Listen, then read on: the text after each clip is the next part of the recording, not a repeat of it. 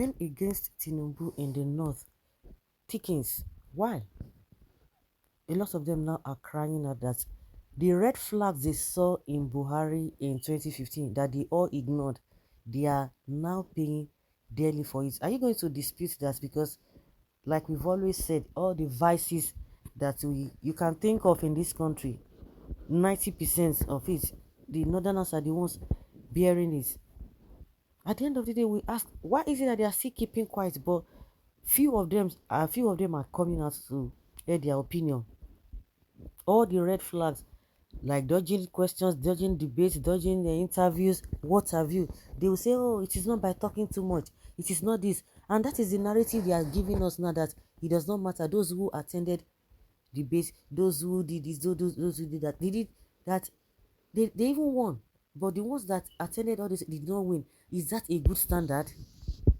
They will tell you, oh, they didn't win. But now, what is now the result? Like I said, the northerners are the ones bearing the brunt the more. What is the result of all of those things now? And that is exactly what Tinubu has started. Wow.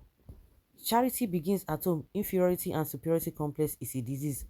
How can you neglect and ignore the media houses in your country and go to honor the one outside your own with the flimsy excuses that they want to use you to make money? So you didn't even spend money to convey your team to Charterhouse. That is how they will waste Nigeria's money on irrelevant things. That Tinubu interview at Charterhouse is a disgrace. Only the greedy enemies of Nigeria and enemies of themselves will vote for such a candidate. This is how we ignored similar red flags in Buhari, and it got our economy, diversity, and unity wrecked. But Atiku is worse than Tinubu in all indices. Vote for Obi and in 2023. Yes, the ones who know, who can really speak, because that is why they have weaponized the people with illiteracy and ignorance, because they still believe that these are the people they are looking high up there. All the policies, all the decisions they are making is against them, and the people from that region are not really getting it.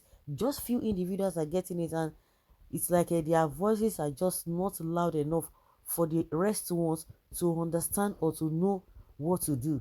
And you see them rooting out for these people, and the so-called leaders are so happy. Somebody came out one time and told us that Amajiri is the pride of the north. That all the leaders that you are seeing in the north today, that they all pass through Amajiri, because they pass through Amajiri, and the life that which those children are living, you think it is the best. Let them continue like that, because they use them for elections, and that is why they cannot even reason any little gbege like this. They begin to destroy things. They begin to do that. So who are the people who are supposed to cry more? It is the people from the north. But unfortunately, they will come and tell you that oh, they don't.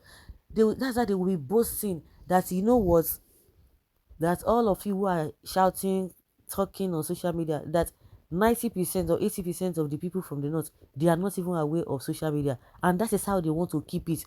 And that was the reason why they didn't even want this issue of a GSM and mobile phone to come up in the first place, because they know that people will get it. But luckily for Nigerians, thank God for Nigerians, that we're able to get it. And even at that, majority of the people from that end are not still even buying into it. And that's why they are coming up with a Western education is evil, is forbidden. So the same traits, the same thing Buhari did during his term, and that is what this man is doing. And he already believes, Tinubu already believes that he's going to win. And that's why some people are like, what? He's giving this man confidence. And you can imagine that all the atrocities being committed by this government, that he is even the leader of the party. They are trying to bury it. They are trying to water it down, as if they never existed.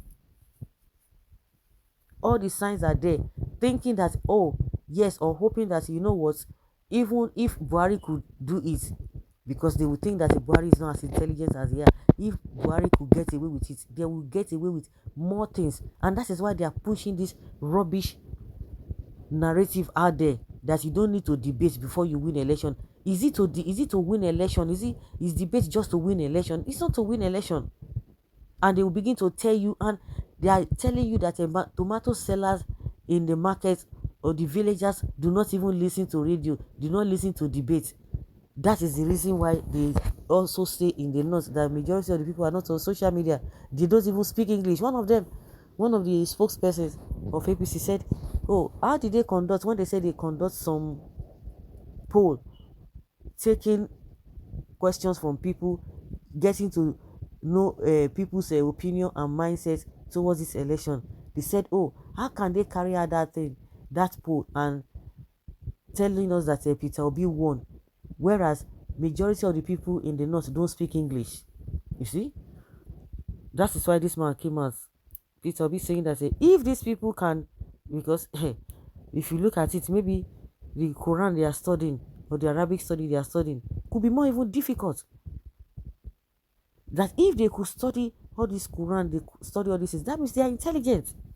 We know there's nobody that is born to be fool or born to be dumb, but because of the intentional, our problems are intentional problems that these guys are creating is making it so difficult to think that the people cannot reason.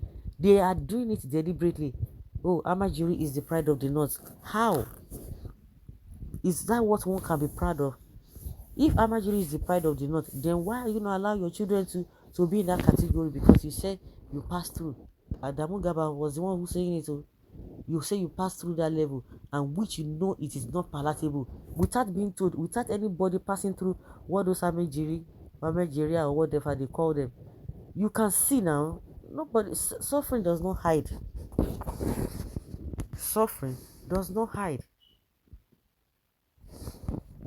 And you expect people to continue with that kind of life when you see people living in abject poverty. Now they have thrown 133 million people into, they call it multi-dimensional, in different foods, not even only in one direction, and they're happy about it. So the people from the north are the ones crying out loud now that these are the red flags they saw in Buhari. Tell me now, what is the essence of, we've always said it, what is the essence of, what are the benefits of them now having Buhari at the end of affair? Buhari told us that by December the issue of the insecurity will be a thing of the past, but we are still there. We are still there. It's even getting worse. Was it not 2 days ago that they went to one of the villages in his own state, shot 2 people, took away about 18 people according to reports? So tell me how he has been able to get this issues, insecurity out of our way. All not deceit, all not scam. So guys, let's hear your opinion and have your take on this.